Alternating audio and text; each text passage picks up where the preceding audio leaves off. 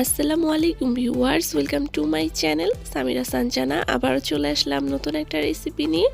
আজ আমি আপনাদেরকে বাসায় যেভাবে চিকেন বল কারিটা তৈরি করি ঠিক সেভাবে আপনাদের সাথেও শেয়ার করব। আশা করি আমার এই চিকেন বল রেসিপিটা আপনার কাছে ভালো লাগবে।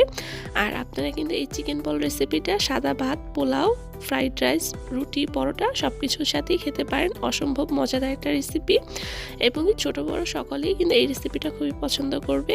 আশা করি আপনার কাছে ভালো লাগবে। যদি রেসিপিটি ভালো লেগে থাকে তাহলে অবশ্যই বাসায় ট্রাই করবেন এবং আমাকে কমেন্ট করে জানাবেন আমার রেসিপিটি আপনার কাছে কেমন লেগেছে। তো এখানে আমি 600 গ্রাম চিকেন বল নিয়েছি আর নিয়েছি টমেটো। 2টা টমেটো আমি মাঝখান দিয়ে ফালটা করে কেটে নিয়েছি আর সাথে নিয়েছি 3টা কাঁচামরিচ আর নিয়েছি ইন্ডিয়ান পেঁয়াজ বড় সাইজের একটা। তো টমেটো, কাঁচামরিচ আর পেঁয়াজটাকে আমি ব্লেন্ডারে পেস্ট তৈরি করে নিব। আর এখানে চিকেন বলগুলোকে আমি ফ্রাই করে নিব। আমি একটা প্যানের মধ্যে বেশ কিছুটা তেল দিয়েছি আর তেলটা গরম হয়ে যাওয়ার পর এখানে আমি চিকেন বলগুলোকে দিয়ে 4-5 মিনিট মিডিয়াম আঁচে লাল লাল করে ভেজে নিব।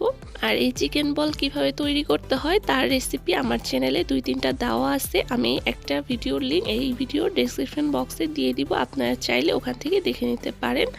আর আমি যেই প্যানের মধ্যে চিকেন বলগুলো ভেজেছিলাম ওই প্যানের মধ্যে আজকে রান্না করতেছি। আমি কিছুটা তেল কমিয়ে রেখে তারপর এখানে রান্না করতেছি। তো প্রথমে আমি 1 কাপ পেঁয়াজ কুচি দিয়ে দিলাম। পেঁয়াজগুলো একটু সফট হয়ে যাওয়ার পরে এখানে আমি 2টা দারচিনি দিয়ে দিলাম, 3টা এলাচ দিয়ে দিলাম, 4টার মতো লং দিয়ে দিলাম, আরও দিয়ে দিলাম বড় সাইজের একটা তেজপাতা মাঝখান দিয়ে ছিঁড়ে। দিয়ে দিতেছি 2 টেবিল চামচ আদা আর রসুন বাটা। এখানে আমি আদা রসুনটাকে একত্রে পেস্ট করে নিয়েছি। তো এই সবগুলোকে ভালোভাবে আমি পেঁয়াজের সাথে ভেজে নিব, অর্থাৎ কাঁচা স্মেলটা যাওয়া পর্যন্ত আদা রসুনের। তো যে পর্যায়ে আমার ভালোভাবে মশলাগুলো ভাজা হয়ে যাবে ওই পর্যায়ে এখানে আমি যে পেঁয়াজ আর টমেটো কাঁচামরিচের একটা পেস্ট তৈরি করেছিলাম সেটা দিয়ে দিলাম। আর যে পাত্রে আমি টমেটোর পেস্টটা তৈরি করেছিলাম ওই পাত্রটা ধুয়ে এখানে আমি 1 কাপের মতো পানি দিয়ে দিলাম। তো এখন আমি দিয়ে দিতেছি এখানে শুকনো উপকরণগুলো, অর্থাৎ বাকি মশলাগুলো দিয়ে দিলাম। 1 চামচের মতো হলুদের গুঁড়া, 1 চামচ জিরার গুঁড়া, 2 চামচ লাল মরিচের গুঁড়া, অর্থাৎ এখানে 1 টেবিল চামচের মতো লাল মরিচের গুঁড়া দেওয়া হয়েছে। দিয়ে দিতেছি 1 চা চামচের মতো জিরার গুঁড়া, 1 চা চামচের মতো গরম মশলার গুঁড়া।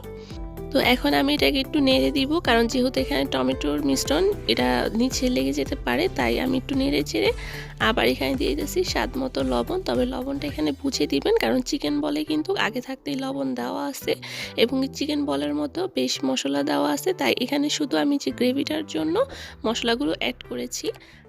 তো এখানে আমি সবগুলো উপকরণ ভালোভাবে মিক্সড করার পরে এটাকে আমি ঢাকনা দিয়ে রেখে দিব মিডিয়াম আঁচে কষানোর জন্য। 4-5 মিনিট সময় নিয়ে আমি এটাকে কষিয়ে নিব। তবে এর মাঝে কয়েকবার নেড়ে দিতে হবে যাতে নিচে লেগে না যায়।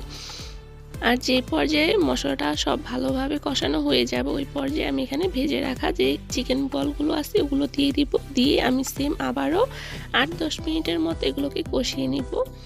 এই রান্নাটা সেম আমরা যে চিকেন রান্না করি কিংবা বিফ রান্না করি সেম ওরকমভাবেই, তবে কি এটা একটু রান্নাটা সহজ এবং কি আমার কাছে মনে হয় চিকেনের থেকে বেশি সুস্বাদু হয়ে থাকে এই চিকেন বল কারিটা।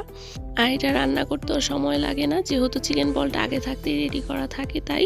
তো এই তো এখানে আমি আরও 3-4টার মতো কাঁচামরিচ দিয়ে দিলাম। আর এই রান্নাটা আমার রান্না করতে 10-12 মিনিট সময় লেগেছে। মিডিয়াম আঁচে সুন্দরভাবে রান্না করে নিয়েছি আর গ্রেভিটা ঠিক এরকম হবে। আর আরেকটা কথা বলে রাখা ভালো, এখানে ঝালটা আমি আমার পছন্দ মতো দিয়েছি, আপনারা চাইলে ঝালের পরিমাণটা কমিয়ে বাড়িয়ে নিতে পারেন। আর এই তো তৈরি হয়ে গেল আমার ভীষণ মজাদার চিকেন বল কারি। আমি এর উপরে একটা পুদিনা পাতা দিয়ে দিতেছি, দেখতে সুন্দর দেখা যাবে তাই। তো আশা করি রেসিপিটি আপনার কাছে ভালো লেগেছে। রেসিপিটি ভালো লেগে থাকলে অবশ্যই আমার চ্যানেলটিকে সাবস্ক্রাইব করে ভিডিওতে একটি লাইক দিয়ে আমার পাশেই থাকবেন। তো আজ এখানেই বিদায় নিচ্ছি, আল্লাহ হাফেজ।